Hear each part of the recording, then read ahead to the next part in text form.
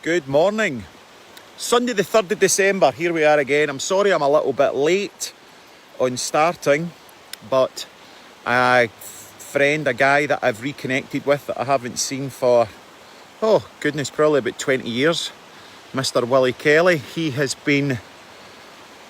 Willie Kelly's been saying that he would like to come into the Clyde with me in the morning, so I had said that I was going to be here at 9 o'clock, so I was sat up in the car park there from 9 o'clock this morning waiting to see if Mr. Kelly appeared.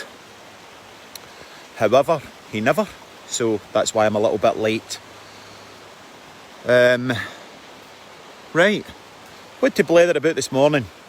Mental health. It seems to be that I got into a bit of a conversation. Good morning, Des. Oh, you're up the hill, fantastic. So, mental health, I'd asked for a bit of inspiration for vlogs moving forward in 2020. And a good friend of mine, Heather, had said, we're on the cusp of a mental health pandemic. And I've been giving that a lot of thought because I had got the dates wrong. I worked for an organisation called Place to Be, offering play and art therapy to young people in primary schools. That was 8 years ago. I'm going to go back home and see when Place to Be formed, but I'm guessing it was probably a decade ago. So, somebody's saying thanks for, and it is absolutely freezing. There's ice bobbling about here, and the most dangerous thing about getting in is actually that I nearly slipped because the water level has dropped, and the water that was left on the side has froze, and it's like an ice rink. Anyway, so mental health. So, it's getting blasted about in the news, mental health. Now, maybe COVID-19 has exacerbated the fact that we've got a mental health pandemic. But realistically, there's been a mental health crisis in the last decade. You know, there's counsellors in just about every counsellors in just about every school. We've got to ask ourselves why that is. And for me, mental health, addiction, whatever the affliction may be, it's coming from a place where we are disconnected. So disconnection from self. If you were wanting to talk about it from a metaphysical perspective, I could then say that it's a disconnection from a higher self, from source, from God, or from nature, or whatever that you chose to call that, okay? So we come into this world and we're full of life and full of joy and full of happiness, and life grates on us. And every time that we have a trauma, if you like, or an uncomfortable thing happens to us, we dissociate. We dissociate from an authentic position, and we move into perhaps drawing on a personality. We draw on, good morning, Mr. Neil, hope you're well. We draw on a personality. So we take a deep breath and we act as if the thing that was said to us that may have been hurtful, that it wasn't hurtful, and that we can put on this persona, and we can put on, you know, like my wings are like a shield of steel. I remember I used to put the Rolex on and all of a sudden I became somebody different. If I ever felt threatened in a meeting, I would let my watch drop from below the cuff of my shirt to give me some kind of authority in the situation, rather than trusting that my authenticity and my own sense of authority or power would be enough to get me through that. How messed up I was in my head then. Anyway, long and the short of it, disconnection and, you know, reconnection. I don't know if I'm totally aligned with that word, reconnection, but connecting to what? Connecting to the self again. Because for me, anytime there's a trauma in our life, and I think we really need to start looking at trauma differently, because trauma is not just a tsunami or a 9/11. Trauma is perhaps moving house as a child. Trauma can be the loss of a pet or a grandparent, or perhaps even not being accepted into a group of friends at primary school, because children can be so cruel. You know, I remember at primary school, I remember who it was Cameron Brooks and Duncan, well, what was his second name? McFarlane, and somebody else, and they said, Ross, we've got a good news, bad news joke for you. And I says, all right, what's that? And they said, the good news is we're forming a group. The bad news is you're not in it, right? And that was a painful experience, right, as a child. So I dissociated and kind of acted as if it never bothered me. But of course it bothered me. So what I did was I took a step away from authenticity. I took a step away from my heart. I took a step from being vulnerable or whatever, and moved into this, nothing will ever hurt me, and developed this personality where I was probably a bit of a twit, and that added to my being a bit of a twit. So, mental health and how we start to address it. And really, we could blame a lot of things in COVID-19. Like, the next thing's going to be that our economy is shattered because of COVID-19. No, our economy was already pretty vulnerable and has been pretty vulnerable since like 2008 that I remember. It's never really been fixed. They've just been printing vast amounts of cash. And let's blame COVID on that. And now there's a mental health pandemic, so let's blame COVID on that. When in actual fact, our societal structure is geared up more towards separation than it is towards connection. And, you know, you just have to look at the cosmetic beauty industry, if you like, and people getting fillers and breast implants and this and that and the next thing. People are deeply Drat. I just lost a flip-flop. Oh, there it's there. Is it worth risking my life and limb to get it? Ralph, get the flip-flop. Go on. Ralph, go get it. Go get it. Go on. Oh well. Right, so disconnection. We became completely disconnected, and we became furtherly disconnected away from ourselves, or indeed some kind of higher power, if you like, if you want to call it that, some kind of spiritual being, right? So where it would be good to start to look at this stuff is starting to look at how we connect to ourselves, how we start to connect to ourselves a little bit differently and more effectively, if you like. So what I was thinking about, I'm not going to let that flip-flop get away. I've got my eye on it. I'm going down there for it once I'm dressed. Right, so people had asked, how do you maintain a positive mindset? How do you start to maintain a positive mindset and things like that? Well, right now, it's very difficult. I wish I could flip the camera around. You know, the circulation has actually stopped in my toes, and my toes are solid. My brain's telling them to bend, and they're not bending. They're not doing anything. It's like rigor mortis is set into my toes. That's quite funny. Right, so where energy goes, energy flows. Whatever you give attention to grows. So what we were talking about yesterday is cocaine gives you a very different feeling to heroin and barbiturates. Alcohol, certain types of alcohol make you feel a different way. So if you like puppies, if you like dogs and you think about a dog, it might give you a warm, fuzzy feeling inside.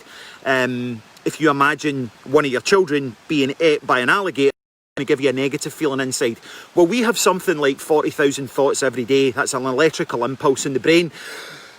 Symbiotically, there's a chemical that gets released to that, like a prescription. So we are electrochemical organisms, right? So we've got an electrical impulse in our brain, then we've got a chemical component to that, which we get. So anything that we think about gives us a chemical, right? So if I think about my ex's father, I have a negative feeling, so I don't think about him, right? If I think about, like, for an example, hi, sorry, I lost reception there, right? So, if you are thinking about wherever your mind goes, right? So, this is pretty difficult, but it's like mindfulness, if you like. It's like training your mind. Give me a second to get my sock on.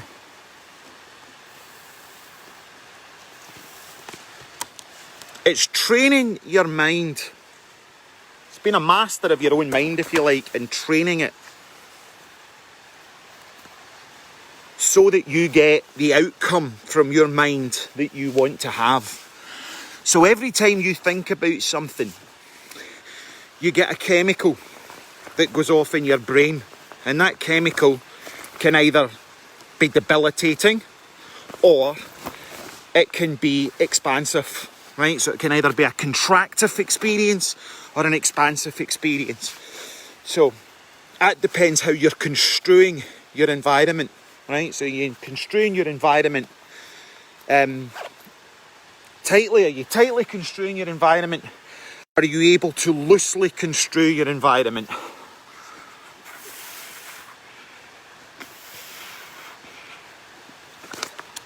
And it's not, I don't think it's as much about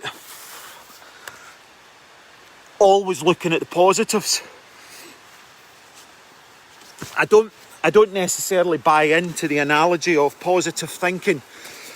I don't buy into the analogy of positive thinking because, sorry, there's absolutely no reception down here today. So positive thinking, I don't necessarily buy into the belief system of positive thinking, because basically positive thinking is like planting a rose bush in a big huge pile of shite and expecting yourself still to smell the rose bush, right? So, because we have got, imagine it like this, imagine your mind like a mansion with 100 rooms in it, right? And then below, in the basement, there's 10,000 rooms. And in those 10,000 rooms, there's 10,000 negative experiences that's happened, and they're all below a level of consciousness that you can cognitively understand, right? And then what you try and do is you attempt to think positively, and that is somehow going to fix, if you like, whatever's going on down below it. It just simply doesn't work. So to become a master of your own mind is to be able to sit and observe all emotions, negative ones and indeed positive ones. So if a positive experience goes past, just sit and see it and go, oh look, there's a positive experience going past. In that taxi, I'm not going to get in it. And then a negative feeling comes up and it goes past in the taxi, and you just watch it going past. You're like, oh look, there's a negative experience. Just went past me in the taxi. I'm not getting in that. So it's a lot more freeing to be neutral in your mind than it is to be either positive or negative, because then you've got no association to being one way or other. It just is what it is, right? And you start to become a lot less annoyed about it. And from that place of neutrality, you're then able to feel the emotion in the body and what that starts to do to the body and how toxic it can become, right? So then you have a choice. So between stimuli and response, there is a space. Viktor Frankl. It's learning to live in that space. Now, when you can start to live in neutrality and live in a more neutral space,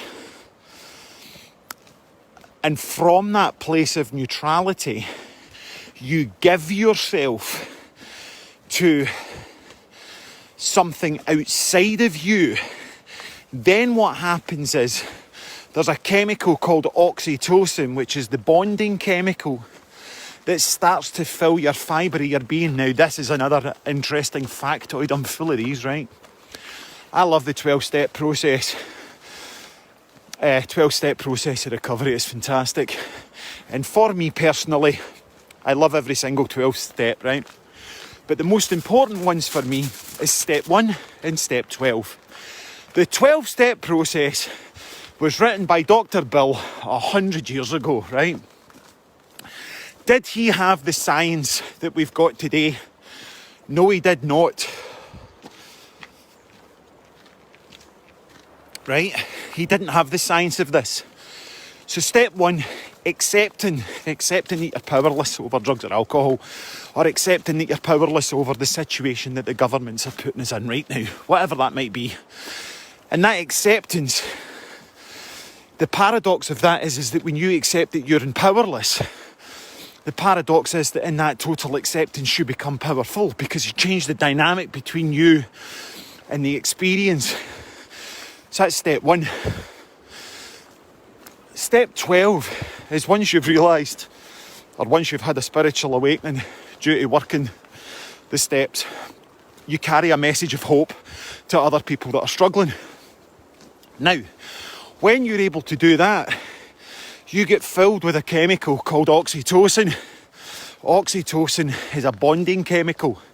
Factoid: when you've got oxytocin in your system and you're fully oxytocin, do you know it is a lot harder for addiction to stick to the brain? If you've got a lot of attachment chemical, oxytocin, you are much less likely to pursue addictive drives and behaviours in the reward system or the nucleus accumbens in your brain. So, the thing that I think so wonderful about that, and indeed the Bible and all these wonderful things, is those guys written that long before Wayne Dyer, long before Deepak Chopra, long before any of these, long before Wim Hof, you know, long time ago, before any of these things were written. For me, I think that's pretty cool. Right, I'm still blabbering, aren't I? I've been blabbering for ages. Right, so what I'm going to get to now is this bit. Your brain has been doing carry a message of hope to other people. Sorry, I'm not able to answer because I'm concentrating, right? But your brain's been formed, and it's got lots and lots of different roads and pathways in it. Those pathways have been created through memories. When I do that, you know, like Pavlov's dog, when I do that, bzzz, I get caught. Or when I step that way, I get that experience. So we form habits and behaviours and rituals, if you like, in our brain, right? And those roads, stroke pathways, those neural pathways have been set down in our brain, right? What you're doing is you're almost creating a new path, and that's where the challenge lies. Now, when you set up that new pathway of behaviour, it's really difficult, and if you stick with it, what starts to happen, the way I see it, is that you start to create light. Oh goodness, how can I describe this? Right, so imagine that you're drinking lots of alcohol, right? So imagine that, and you've got a dimmer switch, and that behaviour is really bright. But you want to start a new behaviour. You want to stop drinking. You want to start going to the fellowship. And you want to start going to meetings, right? That's really difficult at the beginning. It's a real challenge to do that, because there's no light there yet. But you go to one meeting, that's you turning the light on. You go to two meetings, that's you maybe turning the dimmer switch on a little bit. And there's a tiny little bit of electricity getting to the bulb, and the bulb starts to light up a wee bit. But before you know it, you're 6 months clean, you're 6 months sober, you've done 90 meetings in 90 days, you're doing fantastic, and that you've created a dimmer switch, and you've got the light bulb right on at that moment, right? Now what happens is the old behaviour, the alcohol or the whatever it might be, the negative thinking, the depression, whatever it might be, the less that you're looking at that, the more the dimmer switch starts to get turned down on it, right? Now you might be 6 months sober, 6 years sober, 16 years sober, And it would almost appear that you never ever think about your depression or your alcoholism or your ex-wife or your ex-girlfriend or your ex-partner or whatever, right? You might not think about them in your day-to-day living, but the thing about it is, when you started the new behaviour to create the new habits, remember, it was very, very difficult. It was a challenge. But the thing with the old behaviour that feels as if it may have gone, it's not. It's like a sleeping cat sitting in the corner. And the minute that you step towards that behaviour or thinking or programming or whatever it is, it's like throwing gasoline on a naked flame.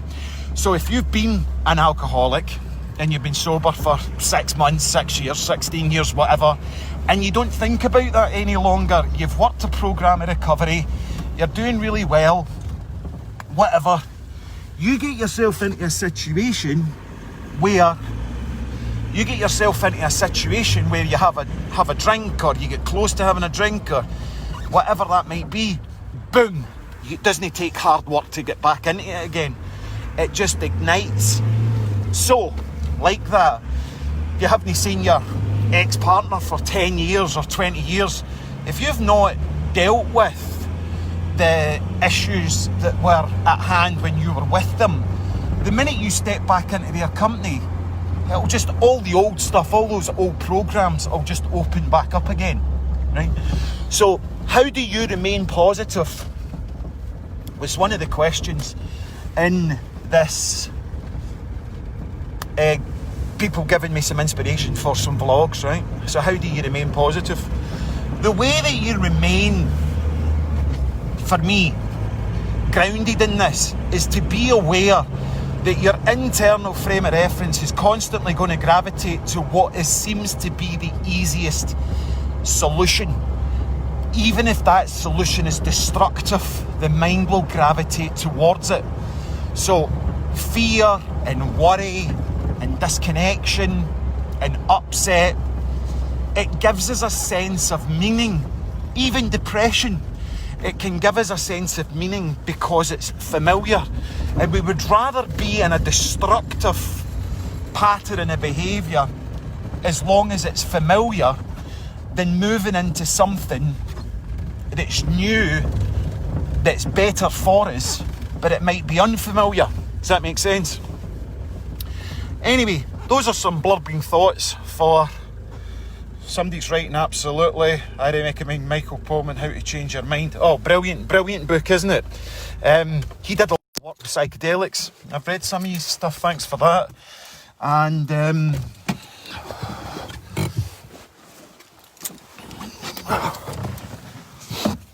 yeah, hope you have a fantastic Sunday. That was a whole array of thoughts this morning. Going back to Egypt biblically, oh for sure. Can't feel my fingers, so cold.